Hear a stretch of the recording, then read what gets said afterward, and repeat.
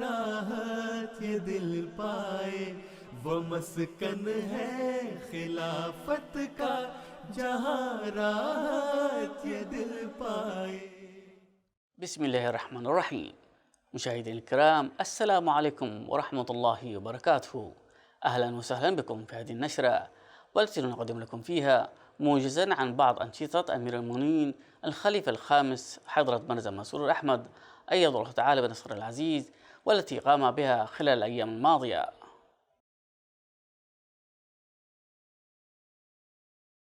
في أخبارنا لهذا الأسبوع نعود مرة أخرى إلى الهند، حيث حظيت الجماعة هناك مجددا بلقاء حضرة خليفة المسيح الخامس أيده الله تعالى بنصره العزيز لمدة ساعة، حيث ترأس حضرته درسا افتراضيا مع طلاب الجامعة الأحمدية في قاديان، وذلك يوم السبت 17 من إبريل نيسان الجاري.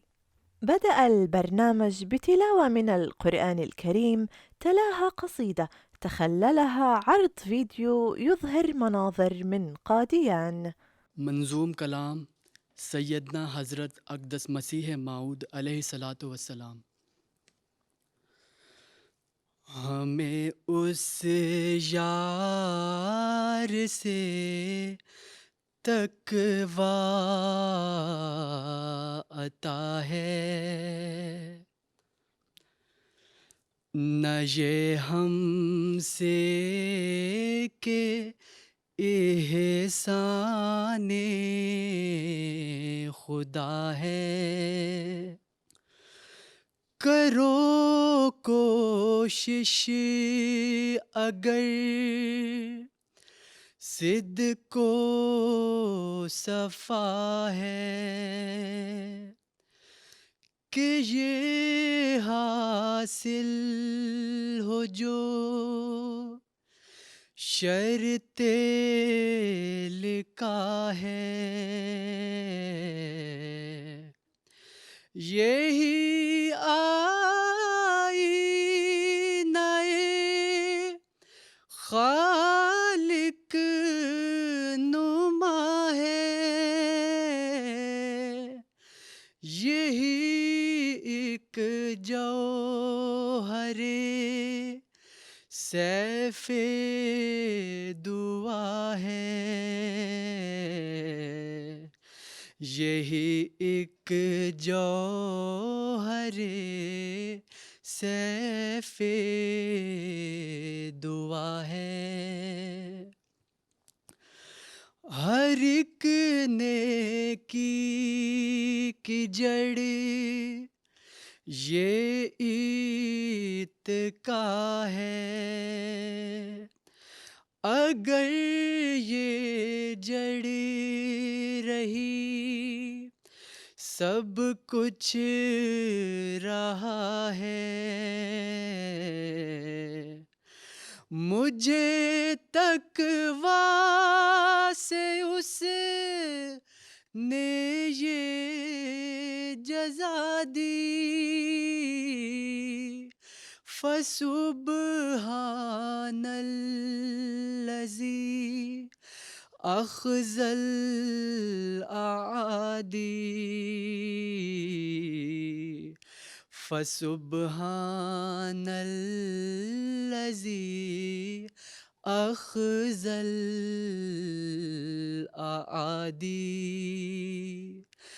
فسبحان الذی اخذ الاعادی. تبع ذلك عروضا موجزة بما في ذلك تقريرا عاما عن الجامعة الأحمدية في قاديان. بسم اللہ الرحمن الرحیم۔ پیارے حضور، جامعہ احمدیہ قادیان کو یہ شرف حاصل ہے کہ اس کی بنیاد حضرت اقدس مسیح موعود علیہ السلام نے اپنے دست مبارک سے رکھی۔ یوں جامعہ احمدیہ قادیان کو دنیا بھر کے جامعات کے بانی ہونے کا اعزاز حاصل ہے۔ جامعہ احمدیہ قادیان میں اس وقت 238 طلباء زیر تعلیم ہیں۔ ان میں واقفین نو کی تعداد 84 ہے۔ درجہ حفظ میں 12 طلباء قرآن کریم حفظ کر رہے ہیں، اور اس وقت جامعہ احمدیہ میں 25 اساتذہ خدمت کی توفیق پا رہے ہیں۔ وبعد العروض التقديمية تم عقد جلسة أسئلة وأجوبة. پیارے حضور، میرا یہ سوال تھا کہ آپ کے 2005 کے دورہ ہند کے بعد قادیان کے ہر ڈپارٹمنٹ میں بہت بہتری پیدا ہوئی ہے اور قادیان پہلے سے کافی زیادہ خوبصورت بھی ہو گیا ہے. اگلا سوال یہ ہے کہ دوبارہ کب آ رہے ہیں؟ جی جی حضور. تو میری تو خواہش ہے کہ میں آؤں. شاید میں پچھلے سال بھی آ جاتا یا اس سے پچھلے سال بھی آ جاتا، لیکن وہ حالات کی وجہ سے موقع نہیں ملا. 2008 میں آنے کی کوشش کی تھی تو ساؤتھ انڈیا کا دورہ کر کے واپس چلا گیا، اور یہی مشورہ ہوا تھا کہ نہیں جانا چاہیے فی الحال ان حالات کی وجہ سے. دیکھیں کب لگتا ہے اور کب اجازت ہوتی ہے، پھر آپ کے پاس آ کے دیکھ لیں گے. اس وقت تک آپ فیلڈ میں ہوتے ہیں یا طالب علم ہی ہوتے ہیں اس وقت جامعہ کے، اور پھر آپ سے کلاس ہوتی ہے یا فیلڈ کے مربیان کے ساتھ ملاقات ہوتی ہے. اس صورت میں آپ سے تو دیکھیں جس طرح اللہ تعالیٰ موقع پیدا کرے گا انشاءاللہ آئیں گے. جی حضور انشاءاللہ. جزاک اللہ حضور. حضور، ہر احمدی کی یہ دلی تڑپ ہوتی ہے کہ اس کا خلیفہ وقت کے ساتھ ذاتی تعلق ہو اور حضور اسے ذاتی طور پر جانتے ہوں. تو حضور میری یہ خواہش کس طرح پوری ہو سکتی ہے؟ اچھا، آپ خط لکھتے ہیں مجھے؟ جی حضور. اچھا، جی فیکس کرتے ہیں تو ڈاک میں لکھتے ہیں؟ حضور، بعض دفعہ فیکس اور بعض دفعہ جی میل کے ذریعے. اس پہ ایک کونے پہ اپنی تصویر لگا دیا کریں، ہاں تو پتہ لگ جائے گا کہ سعید ملکانہ صاحب کا خط آیا ہے، ہاں، اور ایسے ایسے یاد ہو جائے گا. کئی ہوشیار طالب علم جو ہیں مختلف جامعات کے، وہ اس طرح ہی کرتے ہیں، اپنی تصویریں لگا دیتے ہیں، پھر آہستہ آہستہ ان سے تعارف ہو جاتا ہے. اور یو کے میں رہنے والے تو ویسے ہی میں کیونکہ ملاقات کرتا رہتا ہوں اس لیے پہچان لیتا ہوں ان کو. تو اور ساتھ یہ دعا کریں کہ صرف تعلق ہونا یا پہچان لینا تو کوئی بات نہیں ہے. جو خلیفہ وقت کے منصوبے ہیں، ان کی باتیں ہیں، ان پر عمل کرنا اور عمل کروانا، یہ اصل چیز ہے. مربی کا کام اور ایک جامعہ کے طالب علم کا کام جامعہ رہتے ہوئے، اور پھر جب مربی بننے تو اس وقت اس سوچ کو مزید میچور ہو جانا چاہیے کہ اس نے خلیفہ وقت کا سلطان نصیر بننا ہے. اور اگر آپ سلطان نصیر بنیں گے اور کاموں کو انجام دیں گے اور تقویٰ پر چلتے رہیں گے اور دعا بھی کریں گے تو اللہ تعالیٰ خود ہی کوئی نہ کوئی موقع پیدا کر دیتا ہے جس سے کوئی خاص بات پیدا ہو جاتی ہے اور وہ زیادہ سے زیادہ قرب کا موقع پیدا ہو جاتا ہے. ٹھیک ہے، لیکن حقیقت اصل چیز یہی ہے کہ اصل قربت یہی ہے کہ خلیفہ وقت کے سلطان نصیر بنیں اور اس کے کاموں کو اور اس کے منصوبوں کو آگے پھیلائیں. ٹھیک ہے، جی حضور. چلیں. خاک سر کا سوال یہ ہے کہ ہندوستان کے بعض دیہاتی علاقوں میں تبلیغ کے ذرائع اتنے وسیع نہیں ہوتے ہیں. لوگ عموماً کھیتوں میں کام کرنے والے اور مزدوری کرنے والے ہیں، تو ایسے طبقہ کو ہم کس طرح تبلیغ کر سکتے ہیں؟ بات یہ ہے کہ کھیتوں میں کام کرنے آپ ذمہ دار فیملی سے ہیں؟ جی جی ہیں نا. جی. تو کھیتوں میں کام کرنے کے لیے بعض سیزن ہوتے ہیں. اگر آپ کے سیب کے باغات بھی ہیں تو اس میں بھی یا کوئی بھی فصل لگا رہے ہیں اس میں ایک سیزن ہوتا ہے، ایک کاشت کا، ایک برداشت کا. ٹھیک ہے، جب کاشت کا سیزن ہوتا ہے اس وقت مصروف ہوتے ہیں 1-2 مہینے لوگ، اور جب اس کی ہارویسٹنگ ہو رہی ہوتی ہے اس وقت 2-3 مہینے مصروفیت ہوتی ہے. ٹھیک ہے، اگر باغات ہیں تو. اگر فصلیں ہیں تو 1 مہینے کے اندر اندر مصروفیت ختم ہو جاتی ہے. اور مختلف علاقوں میں مختلف سیزن ہیں فصلوں کے لیے بھی. تو جہاں جہاں جو مربیان مبلغین ہیں وہ اگر چاہیں تو تبلیغ کے ان موقعوں کے علاوہ جہاں فیلڈ میں لوگ کام کر رہے ہیں، آپ لوگ باقی جو سارا سال کے 6-7-8 مہینے ہیں اس میں ان سے رابطے کر سکتے ہیں، گھروں میں جا سکتے ہیں. پھر گاؤں کے جو دیہاتی علاقے ہیں وہاں لوگوں میں گاؤں کے ایک جگہ اکٹھ ہونے کا، بیٹھنے کا مشترکہ جگہ پہ رواج ہوتا ہے، وہاں جائیں.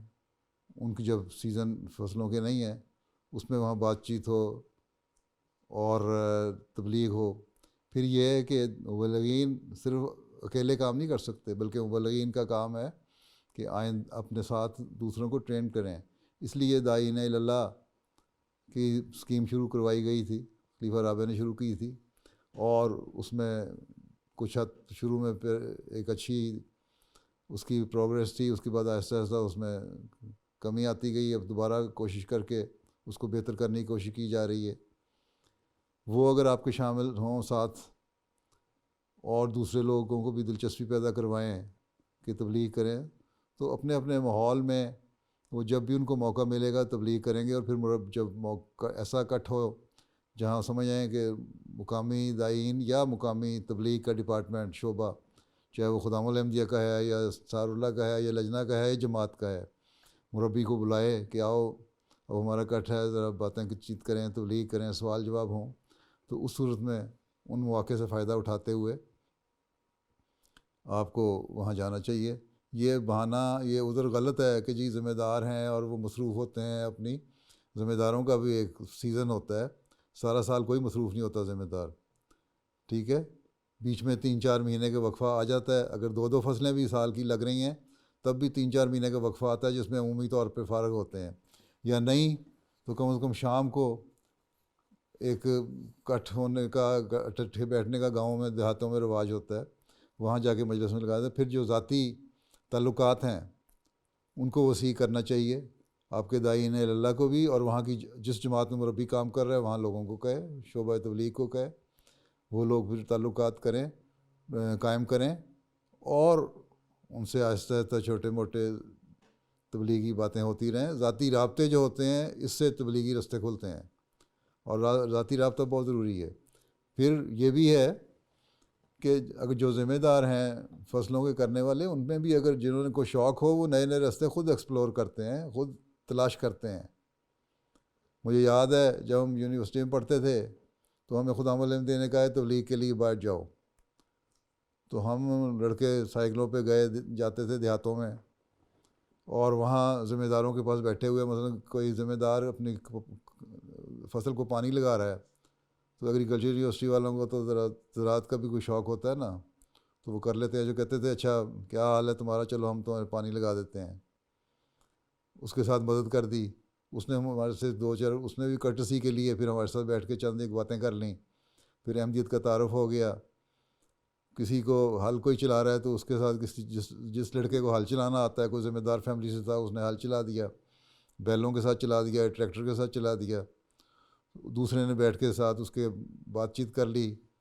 تو کھیتوں میں بھی جا کے اگر شوق ہو تو ذرائع نکل جاتے ہیں اور موقع پیدا ہو جاتے ہیں وہیں۔ بلکہ ایک دفعہ میرے ساتھ ایک لطیفہ بھی ہوا، ہم اسی طرح ایک جگہ گئے ہوئے تھے، تو میں پہلے بھی بیان کر چکا ہوں، تو بیٹھے تھے، میں ایک ذمہ دار سے اس طرح بیٹھے باتیں کر رہا تھا، کھیتوں میں کام کر رہا تھا، میں نے کہا اچھا پھر کیا حال ہے، تو کوئی مدد کی ضرورت ہے، ہم بھی کرتے ہیں، خیر باتیں بھی شروع ہو گئیں۔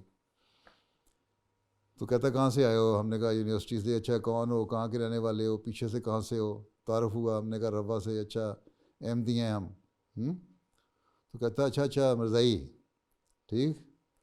پھر کہتا ہے ہمارے اس زمانے میں شیخ محمد احمد صاحب مظہر ایڈوکیٹ وکیل جو تھے، وہ امیر ضلع ہوا کرتے تھے، جنہوں نے مختلف کتابیں حضرت مسیح علیہ السلام کی ام السنا کے کتاب کے اوپر مختلف زبانوں کی تحقیق کر کے لکھی ہیں، کہ English trace to Arabic and Sanskrit فلاں ٹریس ٹو عربک، مختلف زبانوں کو انہوں نے کیا ہے۔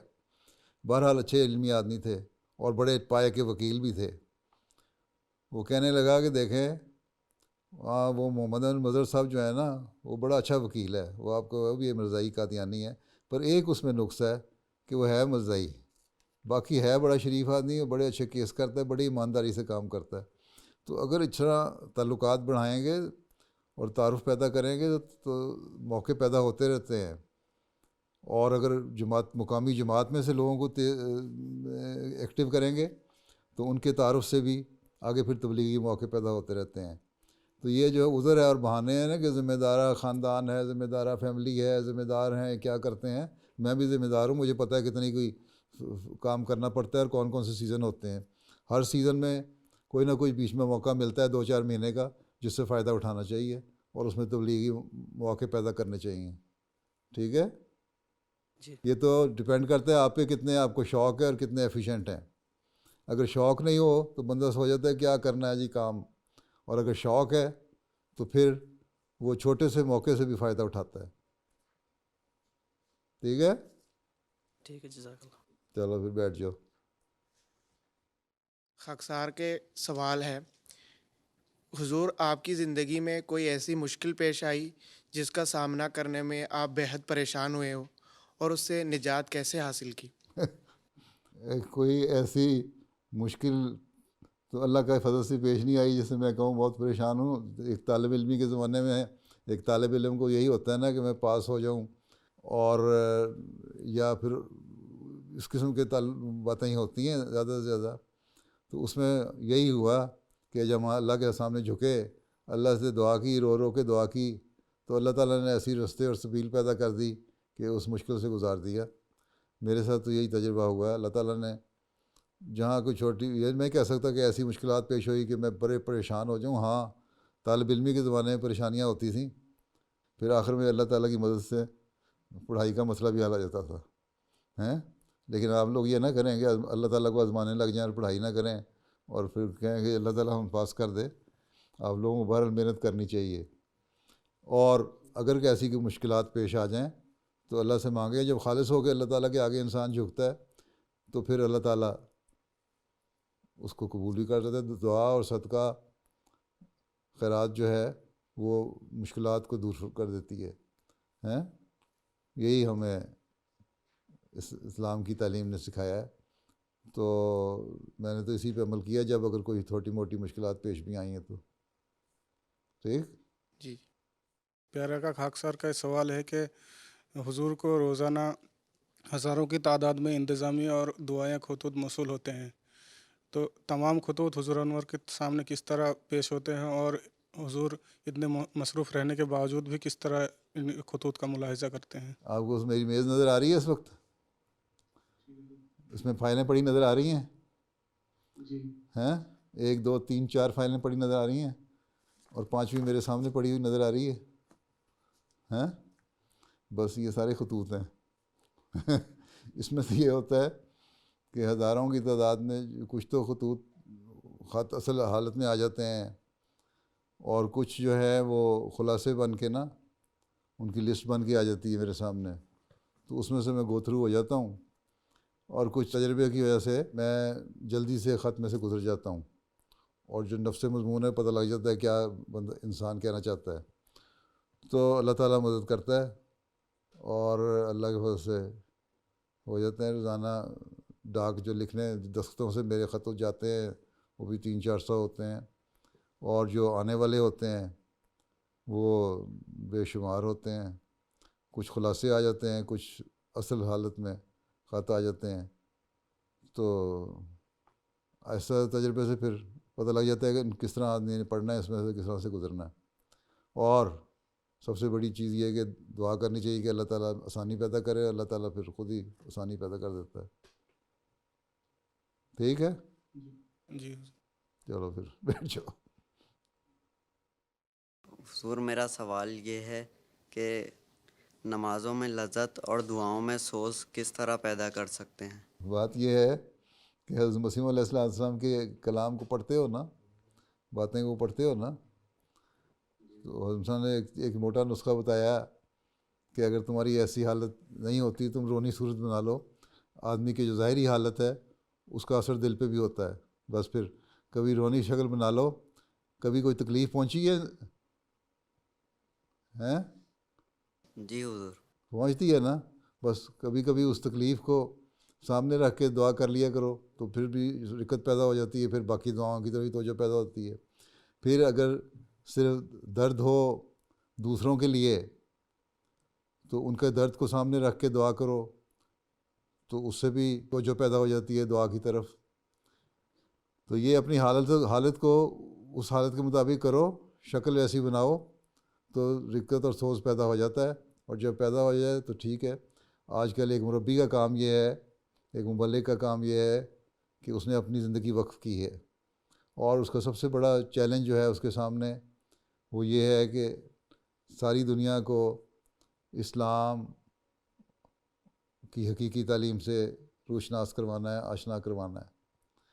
اس کے لیے بہت بڑا ایک چیلنج ہے. جب اس چیلنج کو غور کرتے ہوئے انسان اللہ تعالیٰ کے حضور جھکتا ہے اور مانگتا ہے اور پھر یہ کہتا ہے کہ میں نے اپنے آپ کو وقف کیا کہ میں اس کام کو پورا کروں اور میں سلطان نصیر بنوں خلیفہ وقت کا، اور میں نے ایک عہد کیا ہوا ہے، میں کس طرح عہد پورا کروں گا، تو ایک درد پیدا ہوگا دل میں. اس درد کو پیدا کریں گے تو آپ کی توجہ پیدا ہو جائے گی دعاؤں کی طرف. صرف ذاتی درد کے لیے دعائیں نہ کیا کریں، بلکہ جماعتی درد پیدا کر کے بھی دعائیں کریں، تو اللہ تعالیٰ پھر ذاتی مسائل کو بھی حل کر دیتا ہے. ٹھیک ہے. اور بار بار ایاک نعبد و ایاک نستعین کا ورد کیا کریں. ایک بزرگ کے بارے میں آتا ہے قادیان میں ہی، غالباً مولانا مولوی سرور شاہ صاحب تھے یا مولوی شیر علی صاحب تھے کوئی، تو کہتے ہیں میں نے دیکھا کہ وہ کھڑے ہیں نفل پڑھ رہے ہیں مسجد مبارک میں قادیان میں ہی، اور رکوع میں نہیں جا رہے، نیت باندھی ہوئی، ہاتھ باندھا ہوا ہے. کہتے میں قریب جا کے گیا، ہلکا ہلکا وسپر کر رہے تھے ایاک نعبد و ایاک نستعین کہہ کہ وہ اتنا زیادہ رکت آری ہوئی تھی ان پہ کہ اسی فکرے کو لے کے وہ 15 منٹ دہراتے رہے. تو یہ تو نماز میں جو مختلف حالتیں ہیں، آپ لوگ اس پہ غور کریں. اگر ماشاءاللہ جامعہ میں پڑھنے والے ہیں اور دین کا علم بھی ہے، اور جو نماز کے الفاظ ہیں ان کا ترجمہ اور مطلب بھی آتا ہے، اس کی تشریحیں اور تفسیریں بھی پڑھی ہوئی ہیں، تو جب اس پہ غور کرتے ہوئے آپ پڑھیں گے اور بار بار دہرائیں گے تو ایک ایسی حالت اور ایک کیفیت پیدا ہو جاتی ہے پھر انسان میں بار بار دہرانے سے کہ خود ہی رکت طاری ہو جاتی ہے. ٹھیک ہے. جی حضور. حضور میرا سوال یہ ہے کہ جامعہ احمدیہ میں یہ ہمارا آخری سال ہے، یہاں سے فارغ التحصیل ہونے کے بعد ہم کس طرح جماعتوں میں تعلیم و تربیت کے کاموں کی شروعات کرنی چاہیے؟ ماشاءاللہ کیسی کرنی چاہیے؟ پہلی بات تو یہی ہے کہ دعا سے اپنا کام شروع کرنا چاہیے. ٹھیک ہے. جب آپ جا رہے ہیں کسی بھی میدان میں، پوسٹنگ پہلے ہوتی ہے تو صدقہ دیں اور دعا کریں کہ اللہ تعالیٰ نے مجھے جس جگہ میدان عمل میں بھیج رہا ہے وہاں میں صحیح رنگ میں جو میں نے عہد کیا ہے زندگی وقف کرنے کا اور اپنے آپ کو مربی اور مبلغ کے طور پر پیش کرنے کا، اس کو پورا کر سکوں. ٹھیک ہے. اس عہد کو نبھانا قرآن کریم کا حکم ہے جو آپ نے عہد کیا ہے. امانتوں کا حق ادا کرنا قرآن کریم کا حکم ہے، یہ امانت ہے آپ کے پاس. ٹھیک ہے. امانت کیا ہے کہ آپ نے احمدیت اور اسلام کے حقیقی پیغام کو دوسروں تک پہنچانا ہے، اور اس کے لیے صحیح راستے تلاش کرنے، نئے راستے تلاش کرنے. یہ نہیں ہے کہ ہمیں مرکز سے ہدایت آئے گی کہ تم نے یہ لٹریچر تقسیم کرنا ہے تو کرو، مرکز سے ہدایت آئے گی کہ اتنے آدمیوں کو داعین اللہ بناؤ تو ہم نے بنانا ہے، مرکز سے ہدایت آئے گی کہ فلاں جگہ جا کے تبلیغ کرو تو ہم نے کرنی ہے. نہیں، خود آپ لوگوں کو راستے تلاش کرنے ہوں گے. اسی طرح تربیت کے لیے یہ نہیں دیکھنا کہ اصلاح اور ارشاد کا شعبہ ہمیں بھیجے گا کہ یہ پروگرام ہے تمہارا تربیت کا، تم نے اس پہ عمل کرنا ہے. آپ نے یہ دیکھنا ہے کہ آپ کے وہاں مقامی حالات کے مطابق کیا ضروری چیزیں ہیں جو ان کو کرنا چاہیے، کس طرح ہم بہتر رنگ میں افراد جماعت کی تربیت کر سکتے ہیں، کس طرح ہم بوڑھوں کی تربیت کر سکتے ہیں، کس طرح ہم نوجوانوں کی تربیت کر سکتے ہیں، کس طرح ہم عورتوں کی تربیت کر سکتے ہیں، کس طرح ہم بچوں کی تربیت کر سکتے ہیں.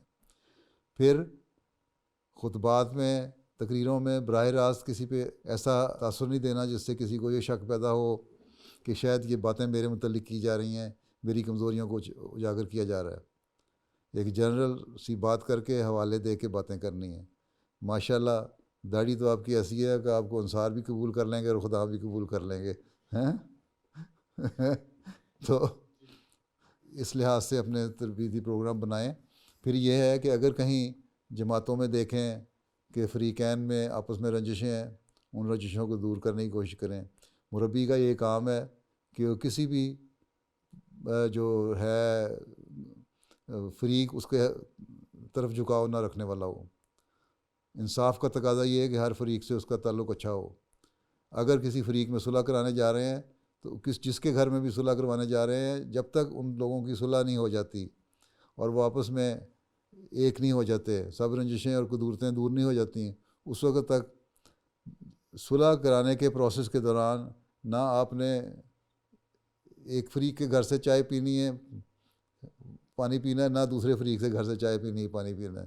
گھر سے چائے پی کے پانی پی کے جائیں اور کہتے ہیں بھئی میں تو صلح کروانے کے لیے آیا ہوں، تم لوگوں کو سمجھانے کے لیے آیا ہوں، اور تم لوگوں میں بھائی چارہ محبت پیدا کروانے کے لیے آیا ہوں، جس طرح قرآن کریم کا جس طرح کے حکم ہے ہیں، تو اس لیے میں تمہارے گھر سے کھانا پینا اس وقت تک نہیں کروں گا جب تک تم اللہ اور رسول کی یہ بات نہیں مان لیتے.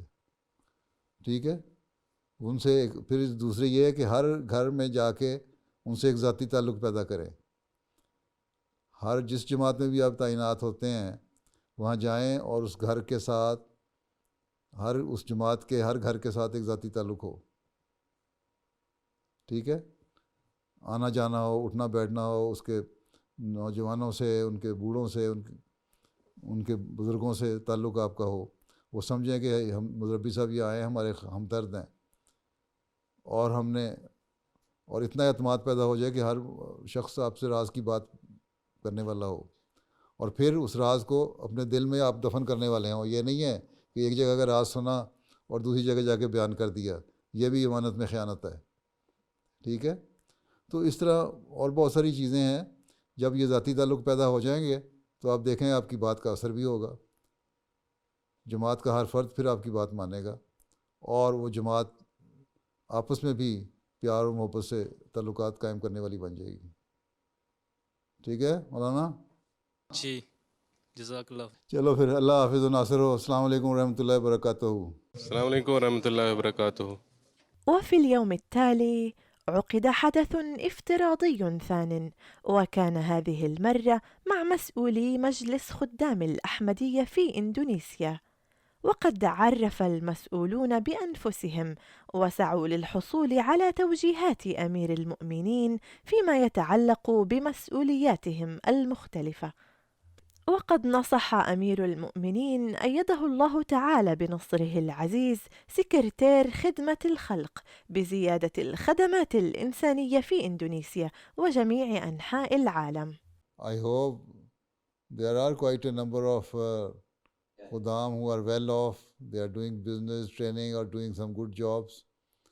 So you should also try to collect some amount from them and help some people, poor people in your country, without any discrimination of their religion and sect or something like that. Or even you can extend your help outside the Indonesia to African countries as well, right? Yes, sir. Okay. Yes. Okay, then not only yes, make a plan. Yes, Yeah, sir. yes is not enough. Make plan. Okay. Okay. Okay, sir. Right. Right. Yes, sir. All right. Okay. Okay. وفي وقت لاحق من اللقاء ناقش أمير المؤمنين الخطة الوطنية مع مهتمم أطفال الأحمدية. And in how many islands do you have your majalis? In all islands we have majalis. In all 3,000 islands do you have majalis?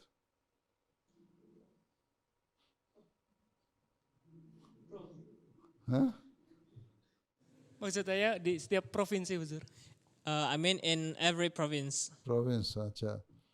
So you should try to establish your majlis in each and every island. Ask your tabligh department to do more tabligh and go to each and every island. Inshallah, Huzur. كما سأل أمير المؤمنين أيده الله تعالى بنصره العزيز عن منشورات الخدام في إندونيسيا. Do you print Islam in the magazine or no? Not yet. Periode sebelumnya kita sudah pernah mencetak dan diberi nama Gema.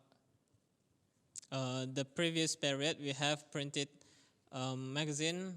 The name of it is Gema. What does it mean? Echoing, like echo, the sound of echo. Echo. No, you should start a magazine with the name Tariq. Baik, Huzur. Right? Baik, Huzur. Jazakumullah. Baik. Okay. That's all. Now you have taken more than 1 hour and 15 minutes. So whatever I have said, that is enough for you to digest and act on it. Right? Do you want to say anything? Yes, Sadr Sahab? Do you want to say anything or not?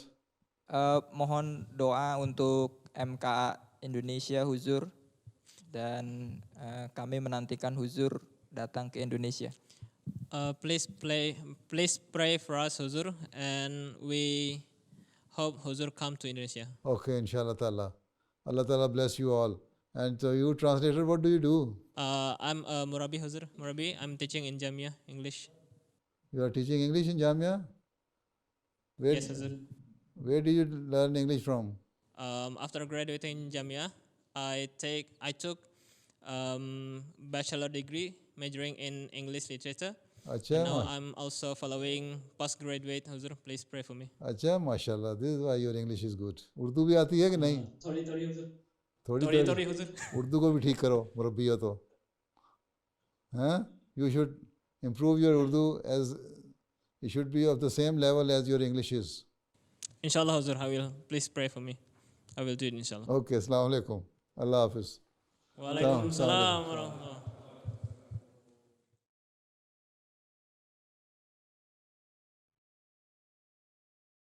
مشاهدينا الكرام، ونختم نشرتنا بملخص من خطبة الجمعة الأخيرة لسيدنا أمير المؤمنين الخليفة الخامس حضرة مرزا مسرور أحمد أيد الله تعالى بنصره العزيز.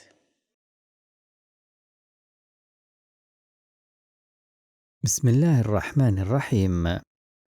نقدم لحضراتكم ملخصا لخطبة الجمعة الأخيرة التي ألقاها سيدنا أمير المؤمنين أيده الله تعالى بنصره العزيز من المسجد المبارك في تيلفورد في 23 من شهر إبريل نيسان الجاري، حيث بدأ الحديث عن سيدنا عمر بن الخطاب رضي الله عنه، وكان مما قال: كان من قبيلة بني عدي، والده الخطاب بن نفيل بن عبد العزى، ووالدته حنتمة بنت هاشم بن المغيرة، وهي ابنة عم أبي جهل. ولد سيدنا عمر قبل حرب الفجار ب4 سنين، وفي رواية بعد حرب الفجار ب4 سنوات، وفي رواية أخرى ذكر أنه ولد بعد عام الفيل ب13 سنة، أي عام 583 ميلادية، وفي رواية كان عمره 26 عاما عندما أسلم، وإن صح ذلك فسنة ميلاده تكون عام 590 ميلادي. وفي رواية ولد لما كان عمر النبي صلى الله عليه وسلم 21 عاما، لما أسلم كان عمره بين 21 و 26 عاما، وكان يكنى أبا حفص. عن عبد الله بن عباس رضي الله عنهما أن رسول الله صلى الله عليه وسلم قال يوم بدر: إني قد عرفت أن أناسا من بني هاشم وغيرهم قد أخرجوا كرها لا حاجة لهم بقتالنا، فمن لقي منكم أحدا منهم فلا يقتله، ومن لقي العباس بن عبد المطلب فلا يقتله، فإنه إنما أخرج مستكرها. فقال أبو حذيفة بن عتبة: أنقتل آباءنا وأبناءنا وإخواننا وعشائرنا ونترك العباس؟ والله لئن لقيته لألجمنه بالسيف. فبلغت رسول الله صلى الله عليه وسلم، فقال لعمر بن الخطاب: يا أبا حفص. قال عمر: والله إنه لأول يوم كناني فيه رسول الله صلى الله عليه وسلم، أيضرب وجه عم رسول الله بالسيف؟ فقال عمر: يا رسول الله، ائذن لي فأضرب عنقه، فوالله لقد نافق. فكان أبو حذيفة يقول بعد ذلك: والله ما آمن من تلك الكلمة التي قلت، ولا أزال منها خائفا، إلا أن يكفرها الله عني بشهادة، فقتل يوم اليمامة شهيدا. قال ابن عباس: سألت عمر رضي الله عنه: لأي شيء سميت الفاروق؟ قال: أسلم حمزة قبلي ب3 أيام، ثم شرح الله صدري للإسلام، فقلت: الله لا إله إلا هو له الأسماء الحسنى، فما في الأرض نسمة أحب إلي من نسمة رسول الله صلى الله عليه وسلم. قلت: أين رسول الله؟ قالت أختي: هو في دار الأرقم عند الصفا. فأتيت الدار وحمزة في أصحابه جلوس في الدار، ورسول الله صلى الله عليه وسلم في البيت، فضربت الباب فاستجمع القوم، فقال لهم حمزة: ما لكم؟ قالوا: عمر. قال: فخرج رسول الله صلى الله عليه وسلم فأخذ بمجامع ثيابه ثم نثره، فما تمالك أن وقع على ركبته، فقال: ما أنت بمنته يا عمر؟ قال: فقلت: أشهد أن لا إله إلا الله وحده لا شريك له، وأشهد أن محمدا عبده ورسوله. قال: فكبر أهل الدار تكبيرة سمعها أهل المسجد. قال: فقلت: يا رسول الله، ألسنا على الحق إن متنا وإن حيينا؟ قال: بلى، والذي نفسي بيده إنكم على الحق إن متم وإن حييتم. فقلت: ففيما الاختفاء؟ والذي بعثك بالحق لتخرجن. فأخرجناه في صفين، حمزة في أحدهما وأنا في الآخر، له كديد ككديد الطحين، حتى دخلنا المسجد. قال: فنظرت إلي قريش وإلى حمزة، فأصابتهم كآبة لم يصبهم مثلها، فسماني رسول الله صلى الله عليه وسلم يومئذ الفاروق. وفرق الله بين الحق والباطل. عند بعثة النبي صلى الله عليه وسلم كان في قريش 17 رجلا يعرفون القراءة والكتابة، منهم عمر. وكان عمر من أشراف قريش، وكانت إذا حصلت حرب بينهم وبين الآخرين أرسلوا عمرا سفيرا من قبلهم. عندما هاجر بعض المسلمين إلى الحبشة لم يكن عمر قد أسلم، وكان طبعه قاسيا، ولكن عندما علم بهجرة المسلمين كان رد فعله رقيقا. يذكر المصلح الموعود رضي الله عنه هذه الواقعة ويقول: كان عمر رضي الله عنه يعادي الإسلام عداء شديدا، ولكنه كان مزودا بالمواهب الروحانية أيضا. أعني أنه رغم شدة غضبه ورغم إيذائه النبي صلى الله عليه وسلم وأصحابه، كان يحمل بين جنبيه قلبا رقيقا. فعندما أراد المسلمون الهجرة الأولى إلى الحبشة تجهزوا للرحيل من مكة قبل صلاة الفجر كي لا يمنعهم المشركون ولا يؤذوهم. وكانت العادة في مكة أن يتفقد بعض رؤسائها شوارعها ليحرسوا الناس من السارقين. فخرج عمر رضي الله عنه في تلك الليلة على نوبته للحراسة، فرأى أكواما من الأثاث أمام بيت، فتقدم عمر وإذا هو بسيدة واقفة بجنب الأثاث، ولعل عمر كان صديقا لزوج تلك الصحابية، فقال لها: ما هذا؟ يبدو أنكما خارجان على سفر طويل. فقالت: يا عمر، نحن مهاجرون من مكة. فقال عمر: ولكن لماذا تهاجرون؟ قالت: نترك وطننا لأنك وإخوانك لا تريدون لنا أن نعيش فيه، ولا نستطيع أن نعبد الله هنا بحرية. فرغم أن عمر كان يعادي الإسلام عداء شديدا، ورغم أنه كان لا يبرح يؤذي المسلمين، إلا أنه لما سمع الصحابية الواقفة هناك في ظلام الليل تقول له بأننا نترك أوطاننا لأنك وإخوانك لا تريدون لنا العيش فيه ولا تسمحون لنا بعبادة الله بحرية، حول وجهه إلى الناحية الأخرى ثم ودعها وقال: صحبكم الله. ويبدو أن الرقة قد غلبت على عمر لدرجة أنه علم أنه لو لم يحول وجهه إلى الناحية الأخرى لبكى. وبينما هو في ذلك إذ وصل زوج تلك الصحابية، فلما رأى عمر واقفا هناك خاف أن يحول دون سفرهما، إذ كان يعلم أنه عدو لدود للإسلام. فسأل زوجته كيف جاء عمر هنا، فقالت: لقد وجدني واقفة هنا وسألني عن قصدنا، فقال لها: إني أخاف أن يثير عمر شرا.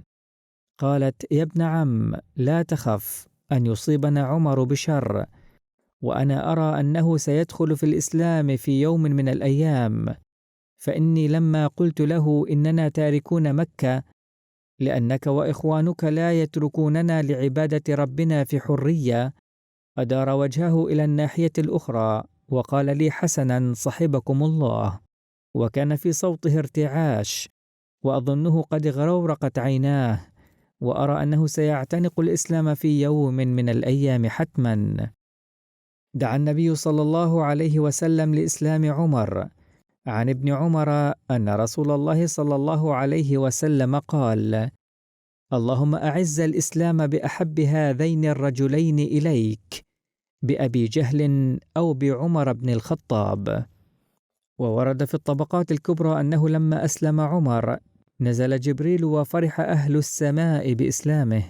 وفي ختام الخطبة أعلن أمير المؤمنين نصره الله أنه سيصلي الغائب على بعض المرحومين، ودعا الله لهم بالرحمة وأن يلهم ذويهم الصبر والسلوان. مشاهدينا الكرام، بهذا ناتي على ختام نشرتنا، والمزيد من الأخبار والمعلومات يرجى متابعتنا على العناوين الظاهرة أسفل الشاشة. نترككم في رعاية الله وحفظه، والسلام عليكم ورحمة الله وبركاته. वो मस्कन है खिलाफत का, जहाँ राहत ये दिल पाए।